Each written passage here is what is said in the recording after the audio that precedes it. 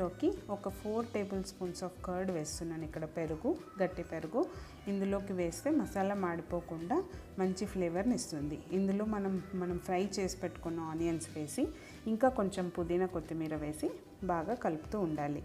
సిమ్లో పెట్టుకొని వంట చేసుకుంటే చాలా టేస్టీగా ఉంటుంది. బిర్యానీకి అది చాలా ఇంపార్టెంట్. ఇక్కడ కూడా మనకు ఆయిల్ సైడ్స్కి లీవ్ అవుతుంది కదా, ఆ టైంలో మనము పన్నీర్ క్యూబ్స్ ఇందులోకి వేసుకొని మసాలా అంతా ఈ పన్నీర్స్కి పట్టేదంతా బాగా కలుపుకోవాలి. డ్రైన్ చేసి పెట్టుకున్న రైస్ని 70% ఉడికిన రైస్ని మనము ఇందులోకి వేసుకొని ఇక్కడ అంతా ఇలా స్ప్రెడ్ చేసుకొని దానిపైన కొంచెం ఫ్రైడ్ ఆనియన్స్ వేసుకొని ఇంకా మిగిలిన కొంచెం కొత్తిమీర, పుదీనా వేసుకొని దానిపైన ఇంకా కొంచెం గీ వేసుకోవాలి. దానిపైన ఈ గీ వేయడం వల్ల మనకు బిర్యానీకి చాలా మంచి ఫ్లేవర్ వస్తుంది. ఇక్కడ ఆల్రెడీ మనం 70 to 80% ఉడికించాం కాబట్టి రైస్ని, మిగిలిన రైస్ని ఇలా